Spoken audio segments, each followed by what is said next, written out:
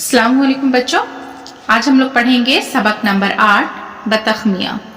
इस चैप्टर को मैंने आधा पढ़ाया है, शुरू से लेकर के मैंने इसे यहाँ तक पढ़ाया है। आज हमें पढ़ना है यहाँ से, तो आइए उर्दू पढ़ना शुरू करें। यहाँ पे देखिए, इस वाक़े के दूसरे दिन गांधी जी अपने अहबाब के साथ मोतिहारी से पटना के लिए रवाना हुए, मगर जनाब बतख मियाँ पर अंग्रेज अफसरान ने बड़े मुजालिम ढाए। उन्हें सर्किट हाउस के खानसामा की नौकरी से बर्खास्त कर दिया, यानी कि निकाल दिया। उनकी जमीन और चंद जायदाद को जब्त कर लिया गया और उन्हें ताउमर अजियतें दी गईं।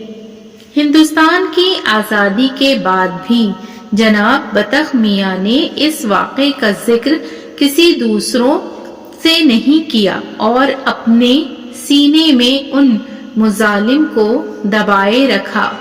आज़ादी के बाद वो इस वाक़े से काफ़ी फ़ायदा उठा सकते थे, मगर उनके नफ्स ने उसकी इजाज़त नहीं दी।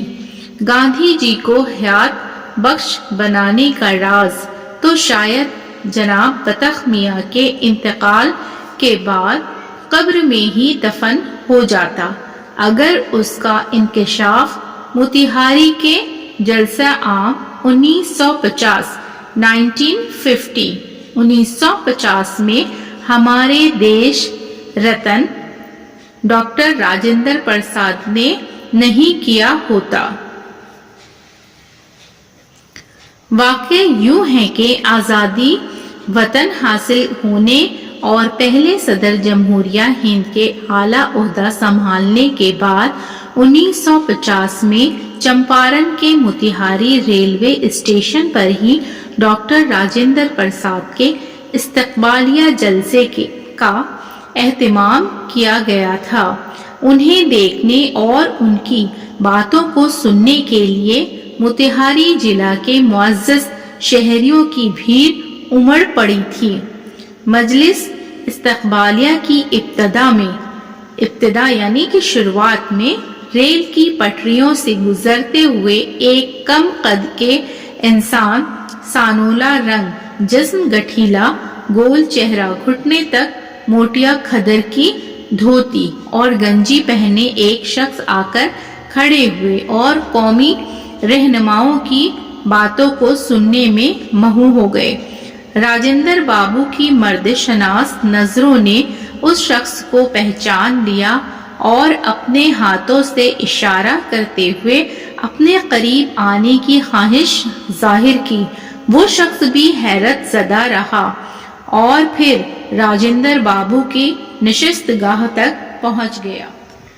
उन्होंने उस शख्स को गले लगाया, खैरियत दरियाफ्त की और उसे बाज़गीर होने को कहा।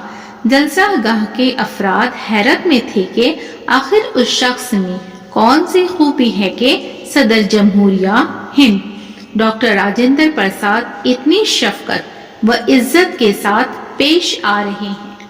जब जलसागाह में डॉक्टर राजेंद्र प्रसाद अवामी तौर पर आज़ादी की मुबारकबाद देने और तकरीर करने खड़े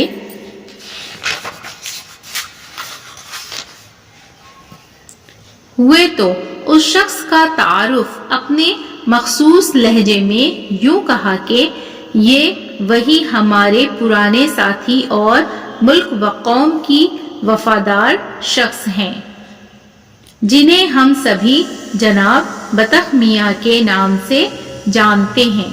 उन्होंने अपने किरदार और कारनामों से ये साबित कर दिया कि इंसान दोस्ती और वतन परस्ती ईमान का आधा जुज़। ये वही हैं जिनके जरिया अंग्रेज अफसरान एक खतरनाक साजिश के तहत उन्हीं के हाथों हमारे बुजुर्ग कौमी रहनुमा गांधी जी के खाने में जहर दिलवाकर गांधी जी की जिंदगी के खात्मे का मंसूबा बनाया था। मगर जनाब बतख मियाँ की इस्लामी तालीमात, कौमी सूझबूझ और अमली कारहाए नुमाया से گاندھی جی کی زندگی کا ایک بڑا حادثہ ٹل گیا اور آج ہم آزاد ہندوستان میں آزادی کا پرچم لہرا رہے ہیں۔ راشٹرپتی بھون نئی دہلی میں جب جناب بطخ میاں کے انتقال پرملال 1957 کی خبر ملی تو ڈاکٹر راجندر پرساد نے صدمہ کا اظہار کیا اور ان کی روح کے لیے نیک دعاؤں کے ساتھ تعزیت پیش کی۔